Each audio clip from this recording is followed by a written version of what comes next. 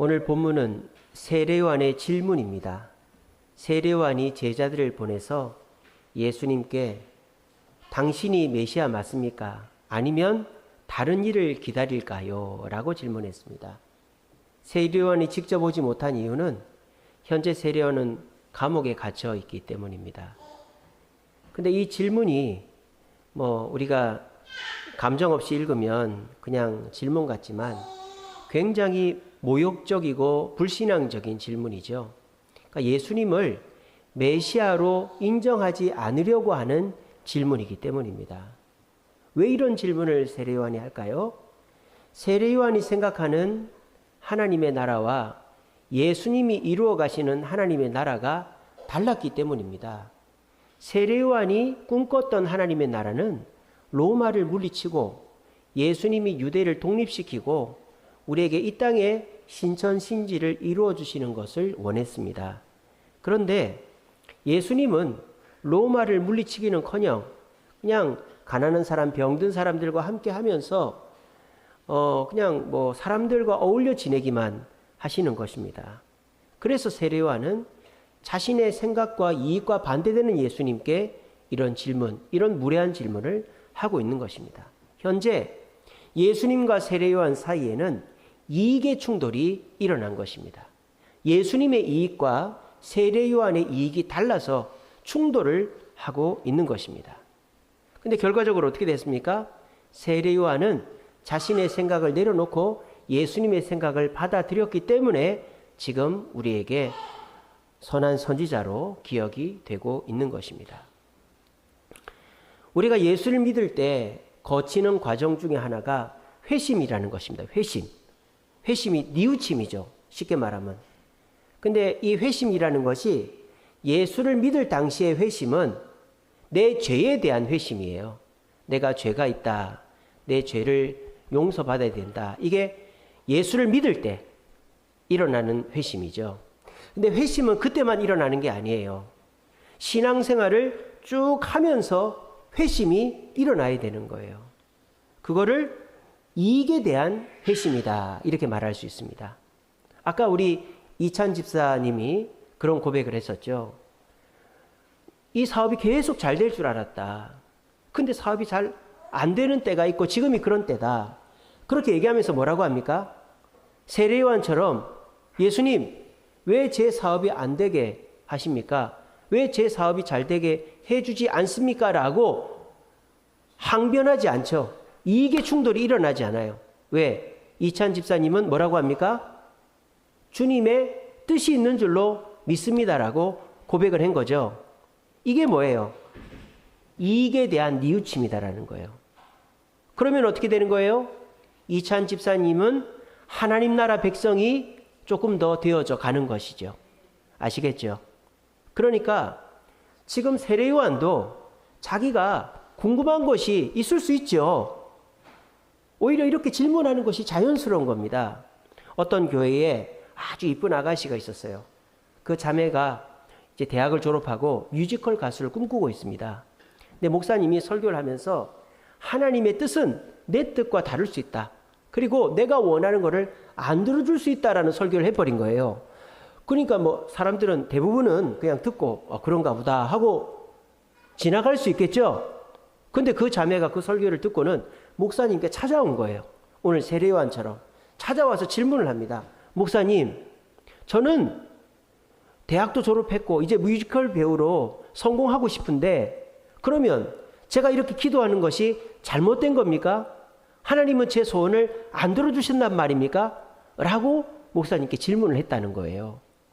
그때 목사님이 그런 걸 가지고 왜 나한테 질문하지? 나한테 왜 따지지? 내가 하나님인가? 이렇게 얘기하지 않고 그 목사님은 너무 기뻤다는 거예요. 왜? 지금 이 여자 청년에게 뭐가 일어나고 있는 거예요? 이익의 충돌이 일어나고 있는 거예요. 내 나라와 하나님 나라의 충돌이 일어나고 있는 거죠. 그런데 이 여자 청년은 우리 이찬 집사님처럼 순종하지 않고 자기 생각을 아직 내려놓지를 못한 거예요. 그래서 목사님이 하나님의 뜻은 내 뜻과 다르고 하나님의 계획은 내 계획과 다르기 때문에 어떻게 해가실지 모른다라고 설명하면서 그 자매를 이해시켰다. 그런 얘기를 들은 적이 있어요. 여러분들도 그냥 목사님이 설교하면 그런가 보다 하는 거가 잘하는 게 아니에요. 제가 이렇게 설교를 하고 또 여러분들이 뭐 인터넷이나 TV나 성경을 읽을 때 뭔가 말씀을 받았을 때 이게 충돌이 일어나야 돼요. 나는 이렇게 생각하는데 왜 주님은 이렇게 말씀하시지? 나는 이렇게 됐으면 좋겠는데 왜 주님은 이렇게 안 해주시지? 이런 이게 충돌이 일어나야만 우리는 하나님 나라의 백성이 될 수 있다는 것입니다. 이렇게 내 이익에 대한 회심, 내 이익에 대한 뉘우침이 없는 성도는 어떻게 될까요? 신앙생활 하는 중 내내 갈등이 일어나는 거예요. 내가 이렇게 교회를 열심히 나오는데, 이렇게 봉사를 하는데, 이렇게 전도를 하는데, 이렇게 헌금을 하는데 왜 내가 잘 안 되지? 라는 갈등이 일어나는 거예요. 그리고 중간에 신앙을 포기하는 분도 생기는 것입니다. 그러니까 우리가 이익의 회심, 이익의 뉘우침이 선행되어야지만 우리 신앙은 계속 성장할 수가 있는 거예요. 열기구를 이렇게 띄울 때 열기구가 더 올라가려면은 열기구 옆에 달아놓은 모래주머니를 떨어뜨려야 됩니다. 그래야만 열기구가 하늘로 조금 더 올라갈 수 있어요. 하나도 떨어뜨리면 조금 더 올라가고 하나도 떨어뜨리면 조금 더 올라가는 거예요. 근데 이 모래주머니를 떨어뜨리기 싫다. 내가 올라갔다 못 내려오면 어떡하냐. 그렇게 걱정이 돼가지고 그 모래주머니를 붙잡고 있으면 그 열기구는 높은 곳으로 올라갈 수가 없는 것입니다. 여러분들이 생각하는 바가 있죠. 내가 이렇게 되기를 원하는 바가 있습니다. 우리 주님은 여러분들이 복받고 행복하고 성공하기를 원하시는 줄로 믿으시기를 바랍니다. 근데 그것이 내가 원하는 때에 내가 원하는 방법과 모습대로 일어날 거라고 하는 생각을 버려야 된다는 거예요. 그게 바로 이익의 충돌이라는 거예요. 근데 여전히 내가 원하는 방식대로 내가 원하는 때에 내가 원하는 것을 이루어 주세요라고 기도하면 우리는 이익의 충돌이 일어나고 그 충돌에서 주님의 생각을 못 받아들일 경우에 우리 신앙생활은 계속 갈등하고 결과적으로 신앙을 포기하기도 한다는 거예요. 여러분, 로마가 기독교를 국교로 공인했습니다. 예수님 오시고 AD 313년에 콘스탄티누스 황제가 기독교를 국교로 공인을 했어요. 근데 그 배경을 보면요, 로마가 기독교를 로마의 국교로 이렇게 딱 정한 이유가 뭔지 아십니까? 로마를 위해서, 로마라는 나라를 위해서 그렇게 한 거예요. 로마에는 만신전이라는 신전이 있었어요. 만신전. 말 그대로 만 가지 신을 모아놨다 이 말입니다. 근데 그 만신전에 하나 빠진 신이 있더라는 거예요. 그게 누구다? 그게 누구다? 하나님이더라는 거예요. 그러니까 로마는 신을 모실 때 나한테 이익이 된다 생각하면 다 모시는 거예요. 다 신교 국가죠. 나한테 이익이 되면 다 모신다. 그러니까 그 신을 모시는 것이 그 신을 위해서가 아니라 결국은 누구를 위해서예요? 누구를 위해서예요? 자신을, 나를, 우리 나라를 위해서 모셨단 말이에요. 그러니까 로마가 기독교를 국교로 공인할 때도 그런 의도를 가지고 공인을 한 것입니다.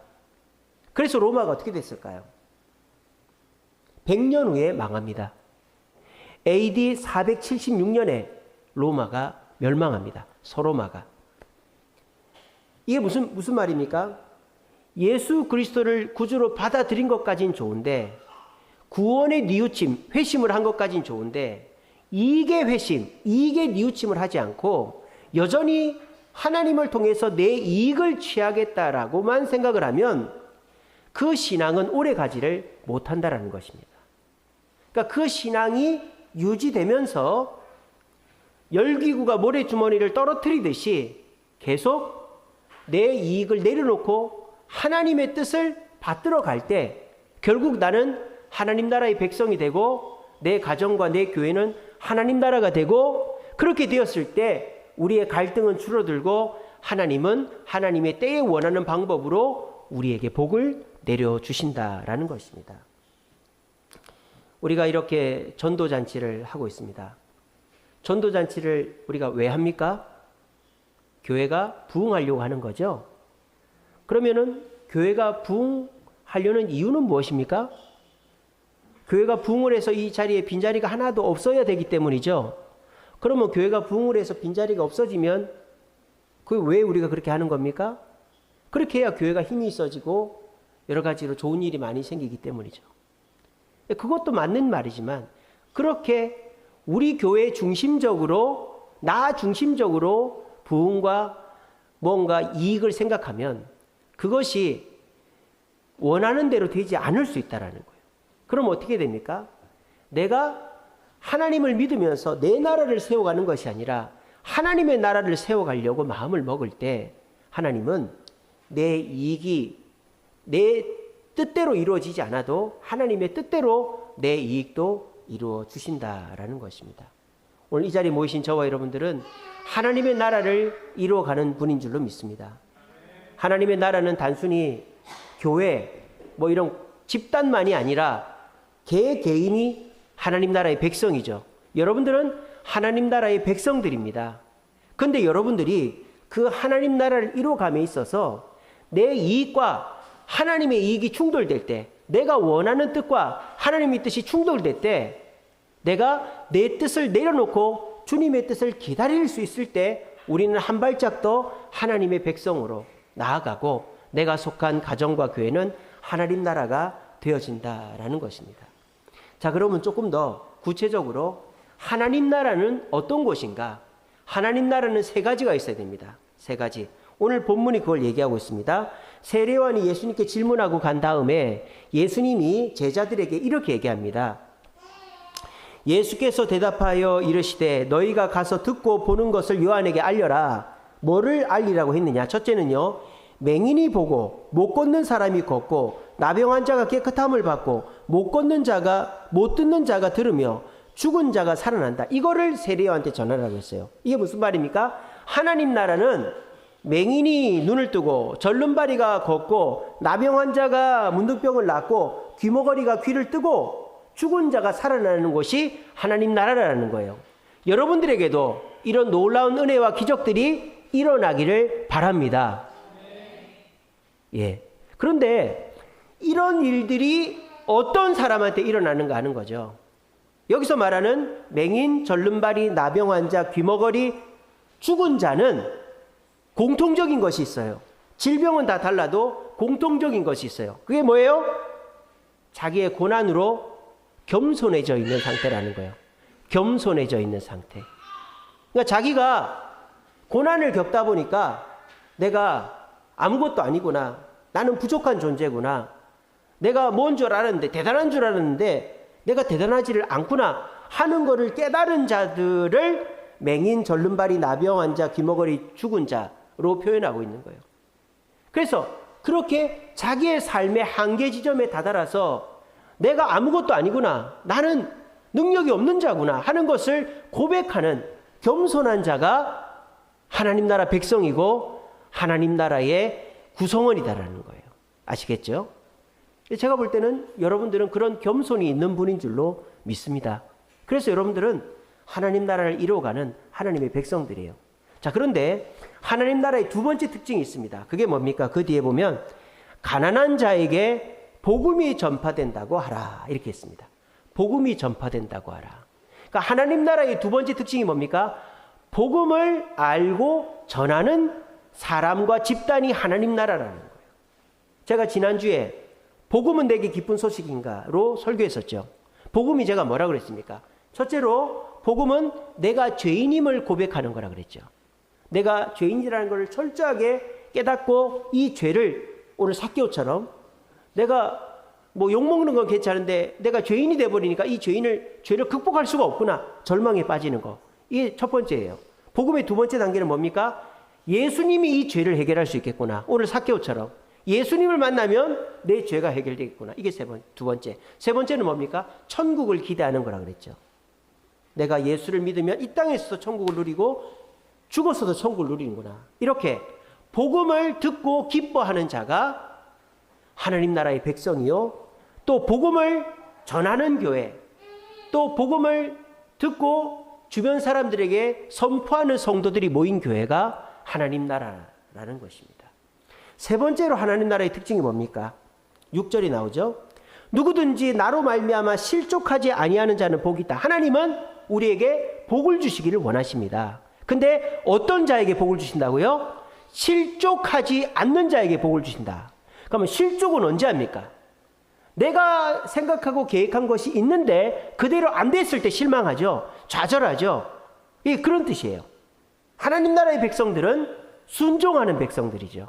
내 계획과 내 뜻이 있지만 하나님이 내 뜻대로 안 해줘도, 오늘 이찬 집사님 고백한 것처럼 내 생각대로 사업이 잘 안 되어도 하나님 뜻이 있겠지라고 기다리는 그 겸손이 있는 자가 하나님 나라의 백성이요, 하나님 나라를 이루어가는 사람이다라는 거예요. 그래서 하나님은, 이 하나님 나라는 복잡한 게 아니에요. 하나님 나라는 내 이익이 있는데 그 이익이 내 뜻대로 이루어지지 않을 때 이익의 충돌이 딱 하고 일어나는 거예요. 그때에 생각을 하는 거죠. 하나님은 도대체 나에게 뭘 원하시는가? 그때에 겸손해지고 내가 복음을 믿고 복음의 기쁜 소식으로 받아들이고 또 주님의 그 일 앞에 순종할 때 우리는 하나님 나라의 백성으로서 성장해 가는 것이다 라는 겁니다. 우리가 지금 전도잔치를 하고 있습니다. 그리고 전도잔치를 지금 한두 번 한 게 아니라 우리 교회 개척하고 9년째 계속하고 있고 봄, 가을로 2번씩 18번째 하고 있습니다. 어떤 해는 많이 올 때도 있고 어떤 해는 적게 올 때도 있고 많이 등록하고 등록한 분이 잘 정착하고 이럴 때도 있고 저럴 때도 있습니다. 그런데 우리는 뭐에 집중을 합니까?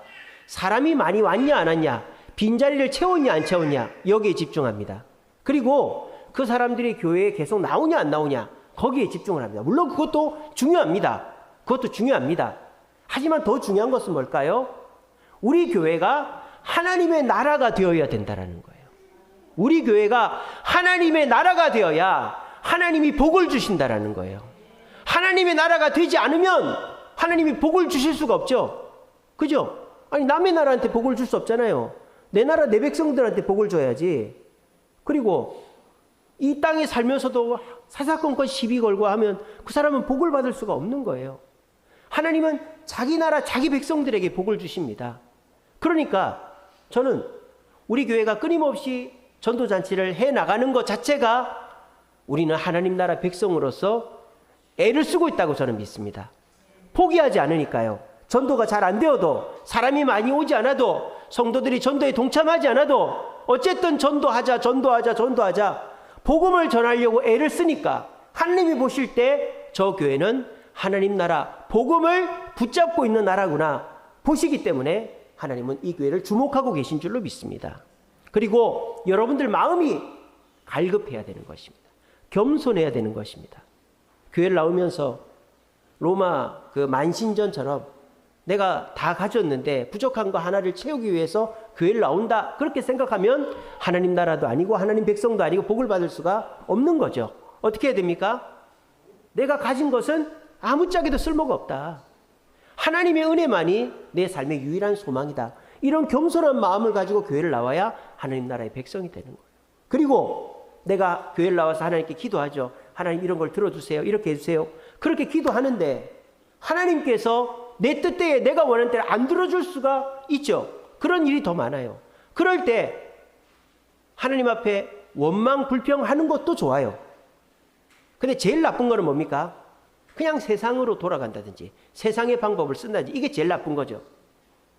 그렇게 내 뜻대로 하나님이 안 들어줄 때 그냥 하나님을 버리고 세상으로 가버리는 거는 제일 나쁜 거예요.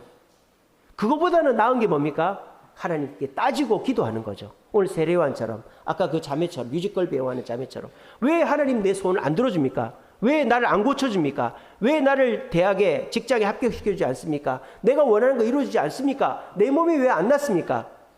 그것도 좋아요. 하나님께 기도하는 거니까요. 그리고 어떻게 해야 됩니까? 순종해야 되는 것이죠. 하나님의 뜻대로 하겠습니다. 우리 예수님도 이익의 충돌이 일어났죠. 십자가를 지기 싫었단 말이에요. 그래서 하나님께 기도했죠. 십자가 안 지면 안 되냐고. 근데 3번 기도하고 순종했잖아요. 그러면 되는 거예요.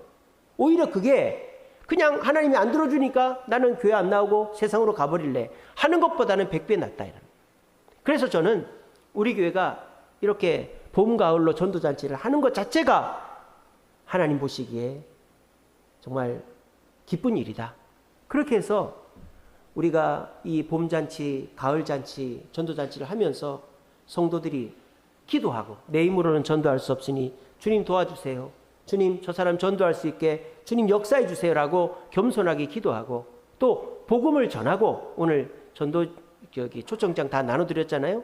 그 어려운 거 아닙니다. 기도하고 어템트 시도하십시오. 전도지 초청장 주면서 우리에게 한번 와보라고 초청하는 거예요. 그리고 기도하는 거죠. 그리고 안 오더라도 실망하지 마시고 실족하지 않는 자는 복이 있다 그랬잖아요. 실망하지 마시고 주님의 때가 있겠지. 주님의 뜻이 있겠지. 그렇게 생각하시면 되는 거예요. 저도 이 9월 둘째 주부터 전도잔치 선포하고 이제 지나면서 마음이 오락가락합니다. 뭐 되지도 않는 거 이거 괜히 또 하는 거 아닌가. 몇 명이나 온다고 이렇게 하나. 별의별 생각이 다 듭니다. 마음속으로. 그래서 참 그냥 전도잔치 한 번으로 줄일까 하지 말까 그냥 알아서 오겠지. 별의별 생각이 다 들어요. 그런데 제가 이번 한 주간 이렇게 지나면서 어떤 생각이 들었느냐. 하나님이 가장 기뻐하시는 게 뭘까? 하나님이 땅끝까지 복음을 전하라고 했는데 하나님은 복음을 전하라 그랬지 사람이 오고 안 오고는 하나님의 뜻인데 사람이 안 왔다고 실망하고 왔다고 기고만장하고 이것이 아니지 않겠는가 그런 생각을 했습니다. 그러면서 제 마음속에 어떤 마음이 들었느냐. 한 사람이라도 복음을 전하기 위해서 동참하고 그리고 한 사람이라도 이번 전도잔치 때 교회를 나와서 등록을 한다면 한 사람이라도 등록을 한다면 우리는 전도잔치를 한 보람이 있다라는 마음을 갖게 되었어요. 그리고 오늘 우리 이찬 집사님이 찬양하면서 사실 좋은 얘기도 아니잖아요. 사업이 잘 안 된다, 힘들다. 그런데 그거를 얘기를 하면서 끝에 가서 뭐라 그래요? 내가 그래도 하나님의 뜻을 순종하겠다. 그 말을 듣는 순간 우리 교회에 하나님 나라 백성으로 온전해져 가는 사람이 또 한 명 늘었구나 하는 생각이 들었어요. 그래서 저는 이 전도잔치를 하면서 하나님 나라는 세 가지라 그랬죠. 첫째는 겸손, 두 번째는 복음, 세 번째는 순종입니다. 따라해봅시다. 겸손, 복음, 순종. 이 세 개가 하나님 나라 백성, 하나님 나라의 기본적인 3요소예요. 자기를 한번 돌아보세요. 나는 내가 가진 것으로 만족하고 자랑하는 게 아니라 내가 가진 것은 주님의 은혜에 비교하면 아무것도 아니다. 겸손한가? 나는 어떻게 하든지 복음을 전하고 복음을 기쁜 소식으로 받아들이려고 노력하나 나는 내 뜻대로 이루어지지 않아도 실족하지 않고 순종하여 복을 받으려고 하는가? 이 세 가지를 생각하세요. 근데 오늘 이찬 집사님이 그렇게 고백하는 걸 듣고 또 이제 우리 청년부에서 이렇게 버스킹을 하려고 지금 계획을 한다는 얘기를 전사님한테 들었어요. 그런 얘기를 듣을 때 너무 기쁜 거예요. 야, 우리 교회가 이 하나님 나라의 자격들을 갖춰가는구나. 그래서 전도잔치의 목적이 사람을 여기다 앉혀놓는 목적도 있지만 우리 교회가 겸손과 복음과 순종으로 하나님 나라가 되어져 가는 과정이기 때문에 이 전도잔치를 봄, 가을로 하지 않으면 안 되는구나 하는 확신을 제가 얻게 되고 마음이 많이 편안해졌어요. 그래서 이번에 10월 15일, 22일 날 사람이 오든 안 오든 한 사람이라도 전도에 동참하고 한 영혼이라도 우리 교회에 와서 등록하고 정착하면 우리는 그것으로 하나님 나라를 이루어가는 것이지. 그러면 하나님께서 이 교회를 주목하시고 이 교회에 복을 주실 거야. 그런 확신이 오게 되었어요. 그러니까 조급함도 없어지고 두려움도 없어지고 마음에 평안이 임하게 되었습니다. 여러분들도 마찬가지라고 생각합니다. 여러분들도 하나님 나라의 백성인 줄로 믿습니다. 하나님 나라의 백성은 하나님이 책임지시는 줄로 믿으시기를 바랍니다.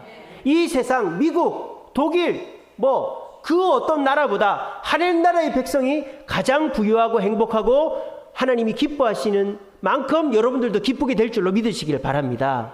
우리 그 믿음이 있어야 됩니다. 그 믿음 가지고 하나님 나라의 백성으로 살려고만 노력하면 하나님이 미국 시민권자보다 독일 시민권자보다 스위스 시민권자보다 사우디아라비아 국왕이 명절 되면 용돈을 나눠준다면서요. 그런 나라보다 훨씬 더 행복한 하나님 나라의 백성이 될 수가 있어요. 그것은 어떻게 하면 된다? 먼저 내가 가진 것은 하나님의 은혜에 비하면 아무것도 아닙니다. 겸손해야 되고, 그리고 내가 주님의 지상 명령인 복음을 기쁜 소식으로 받아들이고 남들에게 삶으로 입술로 자랑하고, 그리고 내가 내 뜻대로 이루어지지 않아도, 내가 원하는 때에 이루어지지 않아도 실족하지 않고 기다려서 복을 받는 그 사람이 하나님 나라의 백성인 줄로 믿으시고, 우리 모두 하나님 나라의 백성으로서 하나님 나라의 백성이 되고 하나님 나라를 내 가정과 이 교회에 이루어감으로 하나님을 기쁘시게 하여 다른 사람들이 누릴 수 없는 복을 받아 누리고 조급함이나 두려움 없이 언제나 자신감 있게 살아갈 수 있는 저와 여러분 되시기를 간절히 바랍니다. 말씀을 맺겠습니다. 우리나라에 1907년도에 어마어마한 부흥이 일어났어요. 평양 대부흥이었습니다. 그러니까 이거는 우리나라 사람들이 얘기하는 게 아니에요. 이거는 선교사들이 영국, 미국, 호주 이런 데다가 편지를 보낸 거예요. 대한민국 땅에 놀라운 일이 벌어졌다고, 대한민국 땅 평양에 놀라운 부흥의 역사가 일어났다고 선교 편지를 보내서 전 세계 선교사에 대한민국 땅에 1907년도에 평양 대부흥이 있었다라고 선교 역사에 기록이 돼 있는 거예요. 우리나라 사람만 얘기하는 게 아니에요. 근데 우리나라에 있었던 1907년 평양 대부흥 운동은 어떻게 일어났느냐? 평양에 가면 장대현 교회라고 있습니다. 그 장대현 교회에서 말씀 사경회를 했어요. 쉽게 말하면 부흥회를 했다 이 말이에요. 말씀 사경회를 하는데 말씀을 듣다가 사람들이 막 회개를 하기 시작한 거예요. 그러면서 강단 앞에 나와가지고 내가 누구 돈을 떼어 먹었다, 내가 어디서 무슨 짓을 했다, 내가 뭐 첩살림을 했다, 뭐 그런 거를 막 얘기를 하는 거예요. 그게 부흥회가 끝났어요. 부흥회가 끝났는데 사람들이 저녁 때만 되면 모여가지고 기도를 하는 거예요. 집에 갈 생각을 안 하는 거예요. 매일매일 기도를 하는 거예요. 그랬더니 이 평양에 경찰서에서 그 장대현 교회로 출동을 했답니다. 왜? 그 장대현 교회 가면은 죄 지은 사람이 그렇게 많다고. 다 나와가지고 내가 죄인입니다, 내가 죄인입니다 이러니까 소문이 나가지고 그 장대현 교회 가면은 죄인이 그리 많으니까 경찰서 잡으러 가라고. 그 정도로 자기 죄를 막 고백을 하는 거예요. 그러면서 그때 회개하고 주님 앞에 붙들린 사람들이 전국으로 흩어져 가지고 전도를 하기 시작한 겁니다. 그렇게 해서 놀라운 일이 벌어집니다. 여러분들 잘 모르실 텐데 우리나라에 기독교 인구가 초기에는요 가톨릭이 월등히 많았죠. 조선시대 때 가톨릭이 들어왔잖아요. 그래서 1907년 이전에는요 가톨릭 인구가 6만 4천 명, 우리나라 인구에서. 그때 당시 인구 얼마 안 되니까 가톨릭 인구가 6만 4천 명, 개신교가 3만 7천 명이었어요. 가톨릭이 더 많았죠.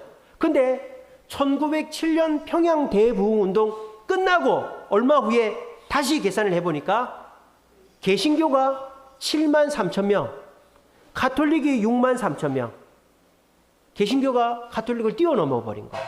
그런 부흥이 일어났다는 겁니다. 근데 여러분 이렇게 되면 개신교회가 복을 받아야 되겠죠. 그리고 성도들이 복을 받고 개신교 성도들이 예수를 믿었으니까 이제 양반도 되고 땅도 얻고 장사도 잘 되고 다 복을 받아가지고 다 소문나야 되겠죠. 예수 믿으면 복 받는다. 예수 믿어서 이 조선 땅이 이제 행복하게 됐다. 1910년도에 우리나라가 일본에게 나라를 빼앗깁니다. 여러분 이거 어떡하죠? 아니 1907년도에 이 대한민국 땅에 평양 대부흥 운동이 일어났어요. 그러면 이 나라가 잘 돼야 될 거 아니에요. 이 나라가 조선이 이제 일본을 물리치고 이제 세계 열강에 우뚝 서야 될 거 아닙니까? 대한제국이. 그리고 기독교인들은, 개신교인들은 막 잘 살아야 될 거 아니에요. 1910년 3년 후에 이 나라가 일본에게 잡아먹혔어요. 이거 어떻게 됩니까? 이게 충돌이 일어났죠. 우리가 하나님을 더 잘 믿겠다고 막 그렇게 회개하고 전도했는데, 예수 믿으면 복 받는다고 실컷 얘기해놨는데 이 대한민국이 일본에게 빼앗겨버린 거예요. 조선 땅이. 그럼 사람들이 이거 기독교 거짓이네, 예수 신 거짓이네, 부처님이나 믿고 그냥 조상신이나 믿어야 되겠다, 그렇게 했을까요? 실족하지 않는 자는 복이 있도다. 실족하지 않는 자는, 우리 신앙의 선조들은 실족하지 않은 거예요. 평양 대부흥운동이 있고 예수를 믿었지만 1910년도에 기독교가 조선이 일본에게 잡아먹혔지만 실족하지 않은 거예요. 하나님의 뜻이 있겠지. 그리고 여전히 말씀을 전하고 복음을 전하고, 그리고 말씀에 어긋나는 신사참배 앞에 목을 내밀고 차라리 날 죽여라 그런 거예요. 그 결과가 실족하지 않는 자는 복이 있도다.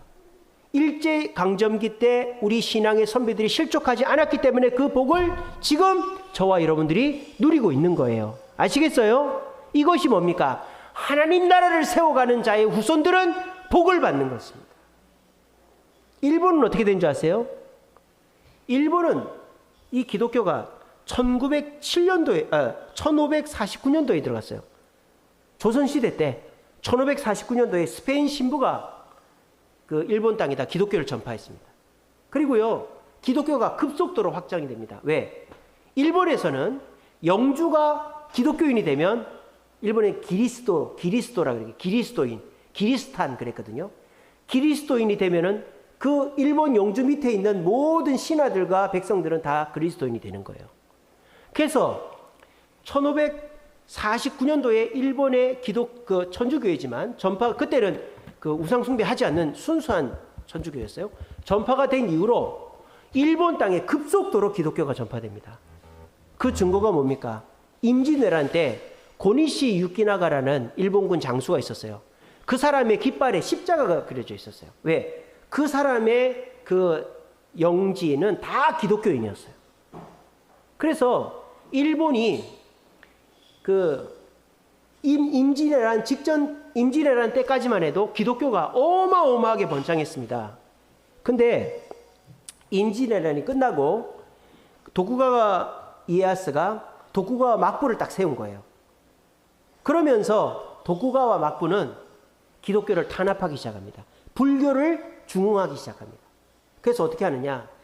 십자가를 놓고 밟고 지나가라는 거예요. 밟고 지나가면 그리스도인이 아니고, 안 밟으면 그리스도인이라는 얘기죠. 근데 그 사람들이 어떻게 했을까요?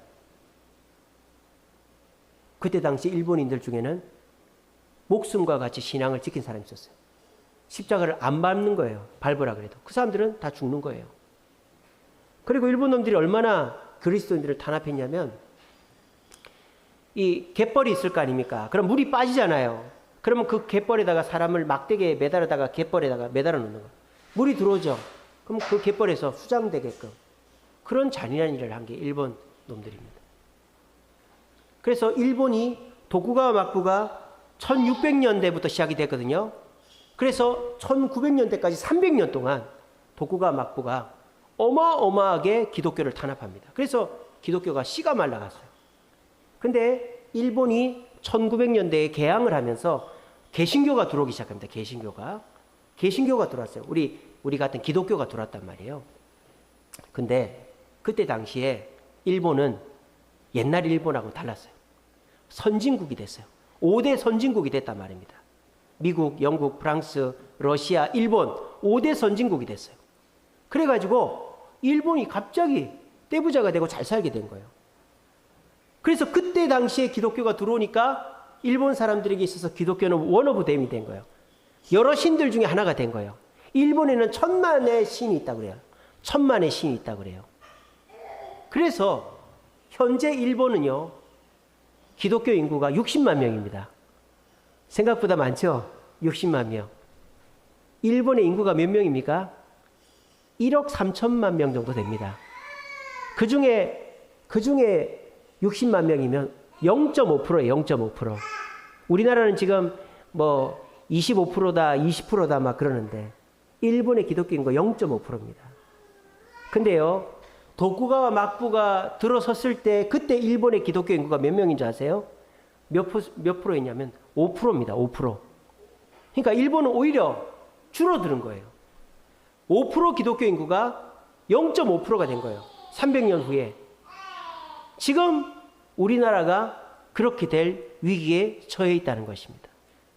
우리나라가 일제시대 때 평양 대부흥운동으로 우리나라가 이제 주님 앞에 하나님 나라를 세우겠다 했는데 이 나라가 일본 강점기에 들어서서 고난을 받았지만 하나님께 원망 불평하지 않고 믿음을 지켰더니 하나님의 해방 후에 이 나라 기독교가 1000만까지 가게 해 주셨어요.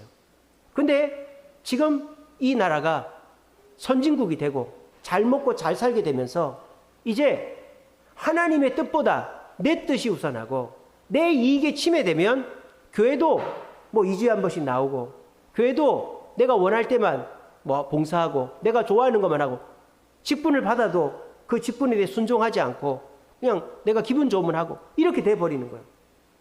일본이 그 2차 세계대전 벌이기 직전과 똑같은 상황인 것입니다.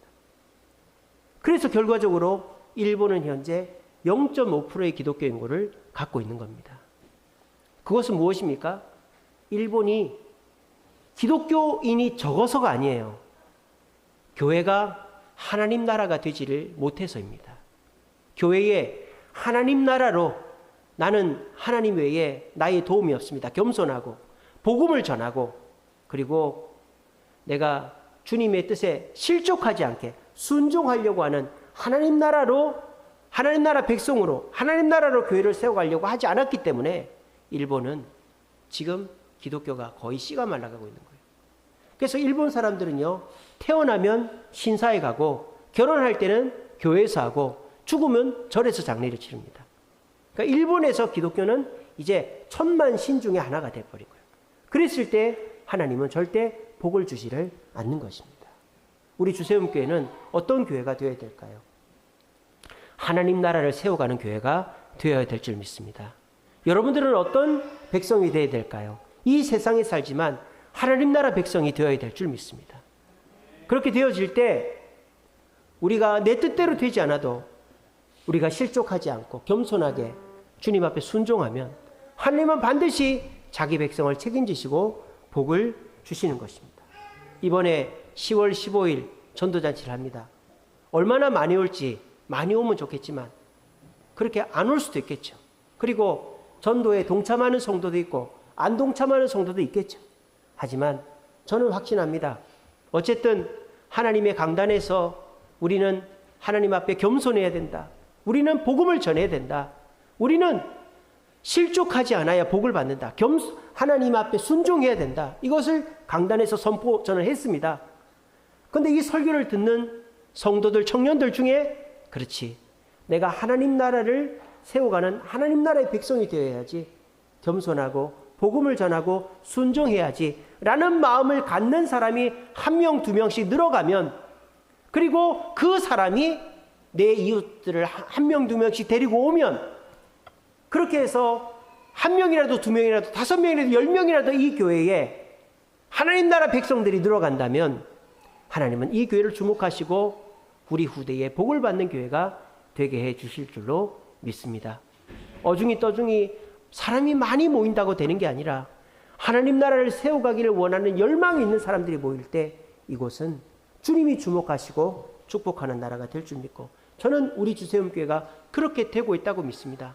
우리 청년들이, 우리 장년들이, 우리 학생들이 그렇게 자라가고 있으니 우리 교회는 하나님이 주목하시고 그리고 빠른 부흥은 아니어도 하나님이 절대 우리를 내버려 두지 않으시고 부흥과 성장과 은혜와 축복으로 함께 하실 줄로 믿습니다. 우리 모두 하나님 나라의 백성이 되어 하나님 나라를 세워가는 저와 여러분들이 되어서 실족하지 않으면 복을 얻으리라. 주님 뜻에 순종함으로 우리 모두 복을 받는 저와 여러분들 되시기를 간절히 바랍니다.